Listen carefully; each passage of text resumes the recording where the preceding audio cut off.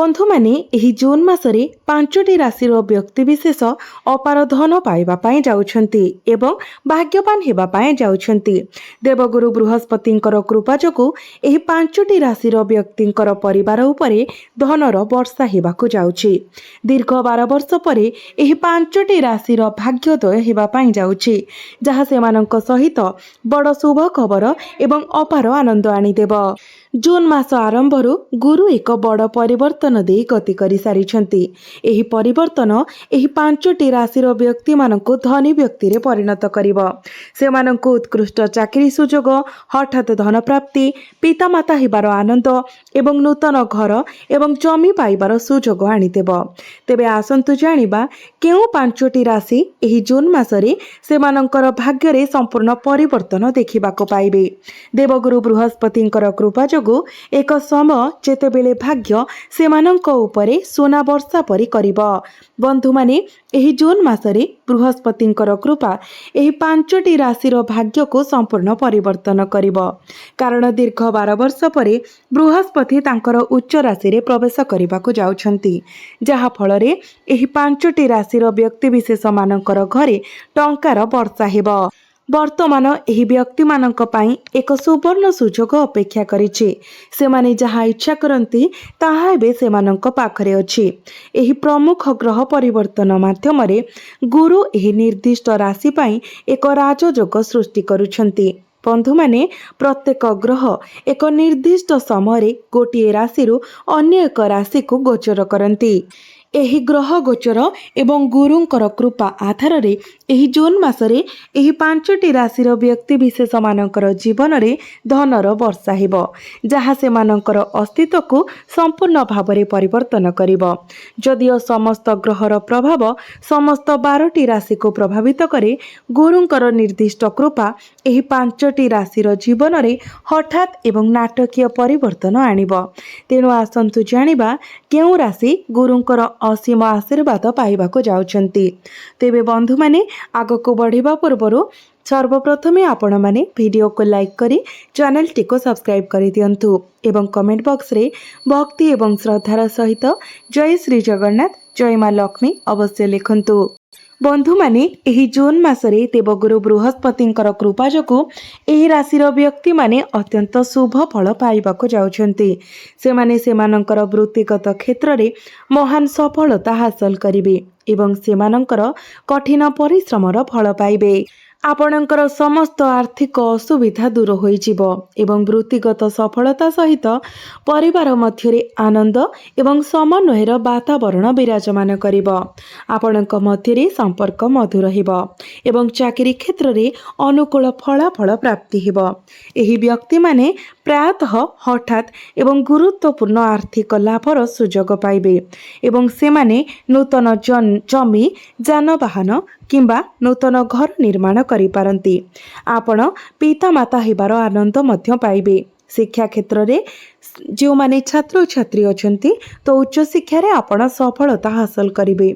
आर्थिक दृष्टिकोण रु आपणकर आर्थिक स्थिति सुदृढ़ रहिबो एवं आपणकर आय वृद्धि पाई नूतन रास्ता एही जून मासरे आपणकर सम्मुख रे उपस्थापित हेबो। एही राशि रे जन्मित व्यक्ति मानक पाई एही मास जीवनर समस्त असुविधार अंत घटाइबो। व्यवसाय वाणिज्य रे उन्नति सहित आपण रोजगार रे मध्य एक उल्लेखनीय वृद्धि देखिबे। धन एवं संपत्ति संग्रह सहित आपण आपणकर रोजगार को बुद्धिमान भावरे विनियोग करि पारिबे एवं यथेष्ट लाभ मध्य पाइबे। आपण पैतृक संपत्ति रु मध्य लाभ पाइबार संभावना अछि। जदि विवाह रे विलंब होइछि तेबे आपणक घरे प्रस्ताव आसिबो एवं वैवाहिक मेंट चूड़ांत हेबार संभावना अछि। आपण समस्त ऋण एवं आर्थिक दायित्व मुक्त हेबे। एही जून मासरे आपणकर दीर्घ दिनर इच्छा एवं आकांक्षा पूर्ण हेबाको जाउछि। तेणु विलंब करंतु नाही। तो आसंतु जानिबा केउ 5टी राशि एही सौभाग्य पाइबा पाई जाउछंती। तो 5टी राशि मध्यरु प्रथम राशि हेउछि मिथुन राशि। मिथुन राशि रे जन्मित व्यक्ति विशेष मानक पाई एक सुवर्ण युग आरंभ हेबाको जाउछि। एक प्रकृत शुभ समय आगको आसुछि। एही जून मास आरंभरु गुरु आपणकर ଏକ ବହୁତ ଭଲ ସ୍ଥିତିରେ ଗୋଚର କରୁଛନ୍ତି, ଯାହାଫଳରେ ଆପଣ ପ୍ରତ୍ୟେକ ପ୍ରୟାସରେ ସଫଳତା ପାଇବା ପାଇଁ ଯାଉଛନ୍ତି। ଆପଣ ଯେଉଁ କାର୍ଯ୍ୟରେ ହାତ ଦେବେ ସେଥିରେ ଆପଣ ସଫଳତା ପାଇବେ। ଆପଣଙ୍କର ସାମାଜିକ ପ୍ରତିଷ୍ଠା ସମ୍ମାନ ବୃଦ୍ଧି ପାଇବ ଏବଂ ଭାଗ୍ୟ ଆପଣଙ୍କ ପକ୍ଷରେ ଦୃଢ଼ ହେବ। ଭାଗ୍ୟ ଆପଣଙ୍କ ସହିତ ରହିବା ସହିତ ଆପଣଙ୍କର ସମସ୍ତ କାର୍ଯ୍ୟ ସୁରୁଖୁରୁରେ ଆଗକୁ ବଢ଼ିବ। ଆପଣଙ୍କର ଘରେ ଶୁଭ ଏବଂ ଆନୁଷ୍ଠାନିକ କାର୍ଯ୍ୟକ୍ରମ ଆୟୋଜନ ହୋଇପାରେ। ଆପଣ ସମସ୍ତ ଆର୍ଥିକ ଅସୁବିଧାରୁ ମୁକ୍ତି ପାଇବେ ଏବଂ ବିଭିନ୍ନ ଦିଗରୁ ଆପଣଙ୍କର ପାଖକୁ ପାଣ୍ଠି ପ୍ରବାହିତ ହେବ। ଆପଣ ଟଙ୍କା ରୋଜଗାର ପାଇଁ ନୂତନ ରାସ୍ତା ଆବିଷ୍କାର କରିବେ। ଛାତ୍ରମାନେ ଉଚ୍ଚଶିକ୍ଷାରେ ସଫଳତା ହାସଲ କରିବେ। ଯଦି ଆପଣଙ୍କର ଏହି ଜୁନ୍ ମାସରେ କିଛି ପରୀକ୍ଷା ଅଛି, ତେବେ ଆପଣ ନିଶ୍ଚିତ ଭାବରେ ଏଥିରେ ସଫଳତା ପାଇବେ।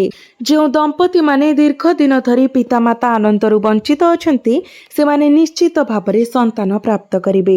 ଆପଣ ଆପଣଙ୍କର ବୃତ୍ତିଗତ ଜୀବନରେ ଉନ୍ନତି ଏବଂ ପ୍ରଗତି ଅନୁଭବ କରିବେ। ଆପଣଙ୍କର ଚାକିରି କ୍ଷେତ୍ରରେ ପଦୋନ୍ନତି ହେବାର ସମ୍ଭାବନା ଅଛି। ବେକାର ଯୁବକ ଯୁବତୀମାନେ ନୂତନ ଚାକିରି ପାଇପାରନ୍ତି। ସମସ୍ତ ଋଣ ଏବଂ ଆର୍ଥିକ ବୋଝରୁ ମୁକ୍ତ ହେବା ସହିତ ଆପଣ ଆପଣଙ୍କର ବାଣିଜ୍ୟ ଏବଂ ବ୍ୟବସାୟିକ ଉଦ୍ୟମରେ ଉଲ୍ଲେଖନୀୟ ବୃଦ୍ଧି ଏବଂ ପ୍ରଗତି ଦେଖିବେ। ଏହା ବ୍ୟତୀତ ଆପଣଙ୍କର ବୈବାହିକ ଏବଂ ଘରୋଇ ଜୀବନ ଖୁସିରେ ପରିପୂର୍ଣ୍ଣ ହେବ।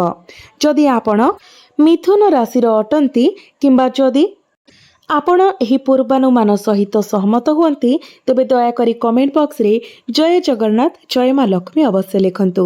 ଏବେ ଦ୍ୱିତୀୟ ରାଶି ହେଉଛି ତୁଳା ରାଶି।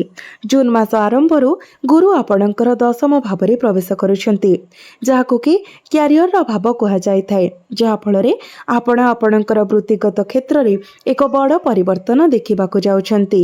ଜୀବନ ଆପଣଙ୍କୁ ଅପାର ଖୁସି ଏବଂ ଆରାମ ଆଣିବାକୁ ଯାଉଛି। ବିଶେଷ କରି ଆପଣଙ୍କର ବୃତ୍ତିଗତ କ୍ଷେତ୍ରରେ ଆପଣ କିଛି ପ୍ରକାରର ଶୁଭ ଖବର ପାଇପାରନ୍ତି। ବେକାର ଯୁବକ ଯୁବତୀମାନେ ନୂତନ ଚାକିରି କିମ୍ବା ନିଯୁକ୍ତି ସୁଯୋଗ ପାଇପାରନ୍ତି। ଦ୍ୱିତୀୟ ରାଶି ହେଉଛି କନ୍ୟା ରାଶି। ବନ୍ଧୁମାନେ, ଆପଣଙ୍କର ଏକାଦଶ ଭାବରେ ଗୁରୁଙ୍କର ଗୋଚର ଯୋଗୁଁ ଆପଣଙ୍କର ଭାଗ୍ୟ ପରିବର୍ତ୍ତନ ହେବା ପାଇଁ ଯାଉଛି। ଆପଣଙ୍କର ହୃଦୟ ଭିତରେ ଦୀର୍ଘ ଦିନ ଧରି ରହିଥିବା ଇଚ୍ଛା ଏବଂ ଆକାଂକ୍ଷା ଏବେ ପୂରଣ ହେବା ପାଇଁ ଯାଉଛି। ଆପଣଙ୍କର ସମସ୍ତ ଆର୍ଥିକ ସମସ୍ୟାର ସମାଧାନ ହେବ। ବିଭିନ୍ନ ଉତ୍ସରୁ ଆପଣଙ୍କର ପାଖକୁ ଟଙ୍କା ପ୍ରବାହିତ ହେବ ଏବଂ ଆପଣ ଧନ ଅର୍ଜନ କରିବାର ନୂତନ ପଥ ଆବିଷ୍କାର କରିବେ। ଆପଣଙ୍କର କ୍ୟାରିୟରରେ ବଡ଼ ସଫଳତା କିମ୍ବା ଗୁରୁତ୍ୱପୂର୍ଣ୍ଣ ଆର୍ଥିକ ଲାଭର ଦୃଢ଼ ସୂଚନା ଅଛି ଏବଂ ପଦୋନ୍ନତିର ମଧ୍ୟ ସମ୍ଭାବନା ଅଛି। ଆପଣଙ୍କୁ କୌଣସି ପ୍ରତିଷ୍ଠିତ କମ୍ପାନୀରୁ ଜବ୍ ଅଫର ଆସିପାରେ ଏବଂ ବେକାର ଯୁବକ ଯୁବତୀମାନେ ନୂତନ ଚାକିରି କିମ୍ବା ନିଯୁକ୍ତି ସୁଯୋଗ ପାଇପାରନ୍ତି। ଏହା ବ୍ୟତୀତ ଆପଣଙ୍କର ସମସ୍ତ ସ୍ଥଗିତ କାର୍ଯ୍ୟ ଏବଂ ପ୍ରକଳ୍ପଗୁଡ଼ିକ ସୁଗମ ଭାବରେ ଆଗକୁ ବଢ଼ିବ। ଆପଣ କୌଣସି ଧାର୍ମିକ ସ୍ଥାନ କିମ୍ବା ଦୂର ସ୍ଥାନକୁ ଯାତ୍ରା କରିପାରନ୍ତି ଏବଂ ଆପଣ ପୈତୃକ ସମ୍ପତ୍ତିରୁ ମଧ୍ୟ ଲାଭ ପାଇପାରିବେ। ଆପଣ ନୂତନ ଉଦ୍ୟମ କିମ୍ବା ନିବେଶ କରିପାରନ୍ତି। ଛାତ୍ରଛାତ୍ରୀମାନେ ସେମାନଙ୍କର ଅଧ୍ୟୟନରେ ସଫଳତା ପାଇବେ ଏବଂ ଉଚ୍ଚଶିକ୍ଷା ହାସଲ କରିବେ। ସମସ୍ତ ପରୀକ୍ଷାରେ ସଫଳତା ନିଶ୍ଚିତ। ନବବିବାହିତ ଦମ୍ପତିମାନେ ନିଶ୍ଚିତ ଭାବରେ ପିତାମାତା ହେବାର ଆନନ୍ଦ ଅନୁଭବ କରିବେ। ଆପଣ ଆପଣଙ୍କର ପ୍ରେମ ଜୀବନରେ ଏକ ସୁଖଦ ସମୟ ଅତିବାହିତ କରିବେ। ବିବାହ ପ୍ରସ୍ତାବ ଆପଣଙ୍କ ପାଖକୁ ଆସିପାରେ ଏବଂ ଆପଣ ବିବାହ ମଧ୍ୟ ଚୂଡ଼ାନ୍ତ ହୋଇପାରେ। ବ୍ୟବସାୟ ଏବଂ ବାଣିଜ୍ୟରେ ଉନ୍ନତି ସହିତ ଆପଣଙ୍କର ଦୈନିକ ରୋଜଗାର ବୃଦ୍ଧି ପାଇବ ଏବଂ ଆପଣଙ୍କର ଆୟର ଉତ୍ସ ବିସ୍ତାର ହେବ। ଆପଣ ସମସ୍ତ ଋଣରୁ ମୁକ୍ତ ହେବେ। ଯଦି ଆପଣ କନ୍ୟା ରାଶିର ବ୍ୟକ୍ତିବିଶେଷ ଅଟନ୍ତି, ତେବେ କମେଣ୍ଟ ବକ୍ସରେ ଜୟ ଶ୍ରୀ ଜଗନ୍ନାଥ ଜୟ ମା ଲକ୍ଷ୍ମୀ ଅବଶ୍ୟ ଲେଖନ୍ତୁ। ପରବର୍ତ୍ତୀ ରାଶିଟି ହେଉଛି କୁମ୍ଭ ରାଶି। ଏହି ଜୁନ୍ ମାସ ଆରମ୍ଭରୁ ଗୁରୁ ଆପଣଙ୍କର ଷଷ୍ଠ ଭାବରେ ପ୍ରବେଶ କରିବା ସହିତ ଆପଣଙ୍କର ଭାଗ୍ୟ ସମ୍ପୂର୍ଣ୍ଣ ପରିବର୍ତ୍ତନ ହେବାକୁ ଯାଉଛି। ବିଶେଷ କରି ଆପଣ ସମସ୍ତ ଋଣରୁ ମୁକ୍ତି ହେବେ ଏବଂ ସମସ୍ତ ପ୍ରତିଯୋଗିତାମୂଳକ ପ୍ରୟାସରେ ସଫଳତା ପାଇବେ। ଆପଣ ବିଦେଶ ଯାତ୍ରା କରିବେ କିମ୍ବା ଧାର୍ମିକ ସ୍ଥଳକୁ ତୀର୍ଥଯାତ୍ରା କରିବେ। ଯେଉଁମାନେ ଚିକିତ୍ସା କ୍ଷେତ୍ର କିମ୍ବା ହସ୍ପିଟାଲ କ୍ଷେତ୍ରରେ କାମ କରୁଛନ୍ତି, ସେମାନେ ଅନେକ ଶୁଭ ଫଳ ପ୍ରାପ୍ତି କରିବେ। ଆପଣଙ୍କୁ ବିଦେଶରୁ ସୁଯୋଗ ଆସିବ। ଆପଣ ବିଦେଶ ସମ୍ବନ୍ଧୀୟ କାର୍ଯ୍ୟ, ନିର୍ମାଣ ପ୍ରକଳ୍ପ ଏବଂ ଆମଦାନୀ ରପ୍ତାନି ବ୍ୟବସାୟରେ ସଫଳତା ପାଇବେ। ଆପଣ ଆପଣଙ୍କର ବୃତ୍ତିଗତ କ୍ଷେତ୍ରରେ ଗୁରୁତ୍ୱପୂର୍ଣ୍ଣ ସଫଳତା ହାସଲ କରିବେ। ବେକାର ଯୁବକମାନେ ନୂତନ ଚାକିରି ପାଇବେ। ପଦୋନ୍ନତି ପାଇଁ ସୁଯୋଗ ଆସିବ ଏବଂ ଆପଣ ଏକ ନୂତନ ପଦବୀ ହାସଲ କରିପାରିବେ। ଆପଣ ପିତାମାତା ହେବାର ଆନନ୍ଦ ଅନୁଭବ କରିବେ। ଏବଂ ଆପଣଙ୍କର ପ୍ରେମ ଜୀବନରେ ଚାଲିଥିବା ସମସ୍ୟାରୁ ମୁକ୍ତି ପାଇବେ।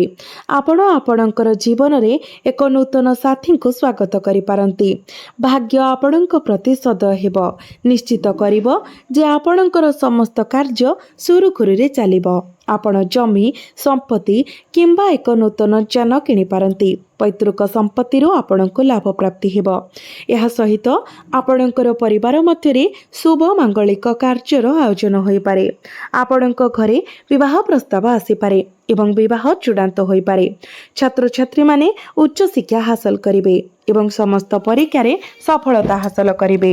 ଦମ୍ପତିମାନେ ପିତାମାତା ହେବାର ଆନନ୍ଦ ଅନୁଭବ କରିବେ। ଆପଣ ବ୍ୟବସାୟ ଏବଂ ବାଣିଜ୍ୟ କ୍ଷେତ୍ରରେ ଉନ୍ନତି ଏବଂ ପ୍ରଗତି କରିବେ। ଆପଣଙ୍କର ଆୟ ଆପଣଙ୍କ ଆଶାଠାରୁ ଅଧିକ ହେବ। ଉଲ୍ଲେଖନୀୟ ବୃଦ୍ଧି ହେବ। ବିଭିନ୍ନ ଦିଗରୁ ଟଙ୍କା ପ୍ରବାହିତ ହେବ ଏବଂ ଆପଣ ହଠାତ୍ ଆର୍ଥିକ ଲାଭ ମଧ୍ୟ ପାଇପାରନ୍ତି। ତ ବନ୍ଧୁମାନେ, ଯଦି ଆପଣଙ୍କର କୁମ୍ଭ ରାଶି ହୋଇଥାଏ ତ କମେଣ୍ଟ ବକ୍ସରେ ଜୟ ଶ୍ରୀ ଜଗନ୍ନାଥ, ଜୟ ମା ଲକ୍ଷ୍ମୀ ଅବଶ୍ୟ ଲେଖନ୍ତୁ। ପରବର୍ତ୍ତୀ ରାଶିଟି ହେଉଛି ବିଛା ରାଶି। ଏହି ଜୁନ୍ ମାସ ଆରମ୍ଭରୁ ଆପଣଙ୍କର ଭାଗ୍ୟ ସୁନା ଭଳି ଉଜ୍ଜଳ ହେବାକୁ ଯାଉଛି, କାରଣ ଗୁରୁ ଆପଣଙ୍କର ନବମ ଭାବରେ ଭାଗ୍ୟ ଭାବରେ ପ୍ରବେଶ କରିବାକୁ ଯାଉଛନ୍ତି, ଯାହା ଫଳରେ ଆପଣଙ୍କ ଭାଗ୍ୟର ଶକ୍ତି ଦ୍ୱାରା ଆପଣ ଜୀବନର ପ୍ରତ୍ୟେକ କ୍ଷେତ୍ରରେ ସଫଳତା ହାସଲ କରିବେ। ଆପଣ ଯେକୌଣସି ପ୍ରୟାସରେ ସଫଳତା ପାଇବାକୁ ସ୍ଥିର କରିଛନ୍ତି। ଆପଣ ଏକ ବଡ଼ ପ୍ରକଳ୍ପ ଆରମ୍ଭ କରିପାରନ୍ତି କିମ୍ବା ଏକ ନୂତନ ଇନଭେଷ୍ଟମେଣ୍ଟ କରିପାରିବେ, ଯାହା ଭବିଷ୍ୟତରେ ଆପଣଙ୍କ ପାଇଁ ବହୁବିଧ ଲାଭ ଆଣିବ। ଏହା ସହିତ ଆପଣଙ୍କର ପରିବାର ମଧ୍ୟରେ ଏକ ଶୁଭ କିମ୍ବା ଆନୁଷ୍ଠାନିକ ଘଟଣା ଘଟିପାରେ। ଆପଣ କୌଣସି ଧାର୍ମିକ ସ୍ଥଳକୁ ତୀର୍ଥଯାତ୍ରା କରିପାରିବେ କିମ୍ବା ଏକ ପବିତ୍ର ସ୍ଥାନ ପରିଦର୍ଶନ କରିପାରିବେ। ଆପଣ ଜମି, ସମ୍ପତ୍ତି କିମ୍ବା ଯାନବାହନ ଭଳି ନୂତନ ସମ୍ପତ୍ତି କିଣିପାରିବେ ଏବଂ ଆପଣ ପୈତୃକ ସମ୍ପତ୍ତିରୁ ମଧ୍ୟ ଲାଭ ପାଇପାରିବେ। ଆପଣ ଆପଣଙ୍କର ବୃତ୍ତିଗତ କ୍ଷେତ୍ରରେ ଉନ୍ନତି ଏବଂ ପ୍ରଗତି ଅନୁଭବ କରିବେ। ବେକାର ଯୁବକମାନେ ନୂତନ ଚାକିରି ସୁରକ୍ଷିତ କରିବେ। ବିଶେଷ କରି ଆପଣ ଏକ ବହୁରାଷ୍ଟ୍ରୀୟ କମ୍ପାନୀରୁ ଚାକିରି ପ୍ରସ୍ତାବ ପାଇପାରନ୍ତି। ଏହା ବ୍ୟତୀତ ଛାତ୍ରମାନେ ସେମାନଙ୍କର ଉଚ୍ଚଶିକ୍ଷା କାର୍ଯ୍ୟରେ ଉତ୍କର୍ଷ ହାସଲ କରିବେ।